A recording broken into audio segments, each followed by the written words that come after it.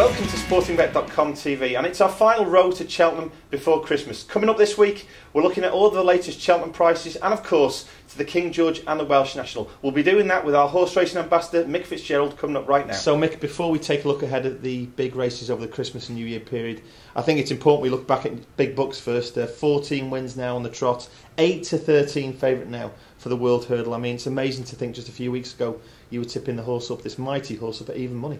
I can't believe he went even money for a start and then brought it in 4-5, 4-6. Now you've had to cut it even shorter, and he's imperious. And Dynasty, a lot of people felt was the horse that was going to give him a lot to do. He easily brushed him aside, and I think it just goes to show you, Paul Nicholls, the trainer, he's not desperate to break the record because he thinks this horse is only an 8-year-old. I've got plenty of time to worry about records. He won't run again now until the World Hurdle. So I think this is probably the best price you're going to get about it. Well, fair enough. And I mean, just a quick word on Oscar Whisky. 7-1 now for the World Hurdle. That's the second favourite. I mean, you're close to that Henderson stable. Is there any chance maybe a horse of Oscar Whisky's calibre can possibly take on the mighty big bucks? No doubt about it. I think last year you saw him running in a champion hurdle. He was good enough to finish third in that. This race could suit him because I don't think they've got any worries about stamina for the horse. He's a horse that they think an awful lot of. Di Walters, his owner, very keen to take his chance against big bucks, and I think he's the one that we don't know how good he is over this trip. I think he'll improve for it, and I think if anything's going to upset him, it'll be Oscar Whisky. Terrific stuff. So now let's look ahead now at this King George. I mean, it is a fantastic race, stellar performers from top to bottom. Right now we've got the favourite long run quite fairly, I think, around about 11-8. Courto Star has been the money horse this week at Sportingbet, 9-2 into 7-2, and then the other Clive Smith horse, Masterminded, 11-2. But let's not even forget the likes of Captain Chris and Summersby. I mean, I'll see you at Kempton on Boxing Day, but at the moment, just as we head up to the period, what are your thoughts on the big race? I think you've got to remember, long run last year, he got beat in that handicap chase at Cheltenham, very fancied by me and a lot of other people on that occasion. He bounced back to win the King George and win it well. Courto Star, he was trying to win it for a record time last year. Unfortunately for him, he came unstuck when the race was rescheduled to be run in January.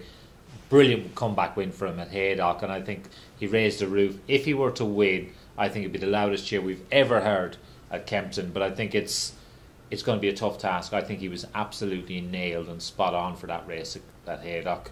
Mastermind is the interesting one. He's a horse with a lot of ability. If he shows what he's capable of on the day, trouble is with him, he's a little bit inconsistent. That's the worry with him. He's got the ability, Masterminded. I've got no worries about stamina for him. Captain Chris is the interesting one for the place money. If they ride him right and ride him to be placed, I think he will be. But I think it's long run's race to lose. I think don't expect him to see him a lot sharper, a lot fitter for that comeback run. I think Nicky knows this is one of the majors. Make no mistake about it. The King George is a race that everybody wants to win. Nicky had him spot on for the race last year. He'll have him spot on for it again this year.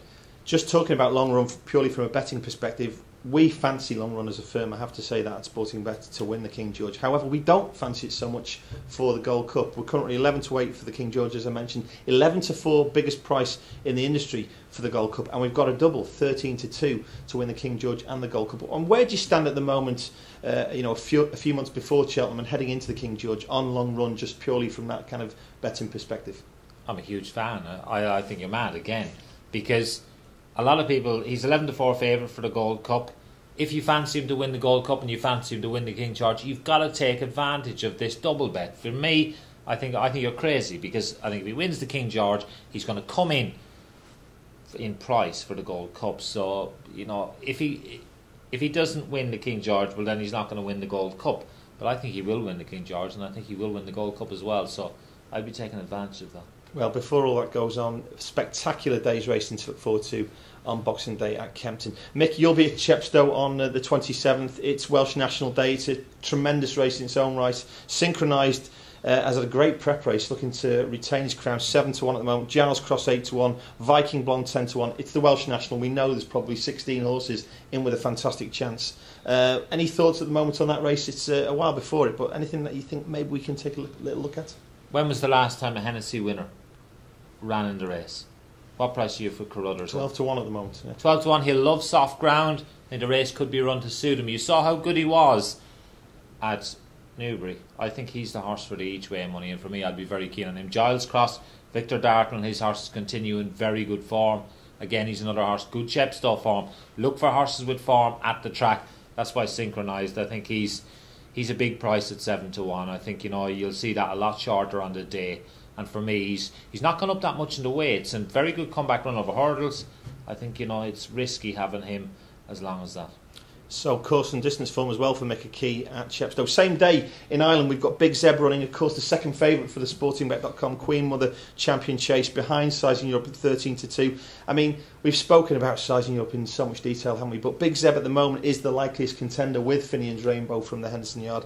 Does Big Zeb need to put in a big performance to kind of reaffirm his credentials, do you think? Well, I think there's a lot of people who are Big Zeb fans. They'll be looking for him to go and win that, and win comprehensively, because again, if he's going to win the Sportingbet.com Champion Chase at the Cheltenham Festival, he's got to win, and he's got to win over the Christmas period. And don't forget, log on to the Road to Cheltenham Micro site, and if you do, I'll be sending you an SMS with my tips for free. I had a pretty good Cheltenham last year, 6 out of 8, so I'll be keen to try and pass on those winners. Great stuff, Mick. Well, all that remains for me to do now is to wish you all a very Merry Christmas, a Happy New Year from me, Mick, and all of the team at Sportingbet, and be lucky over the Christmas period.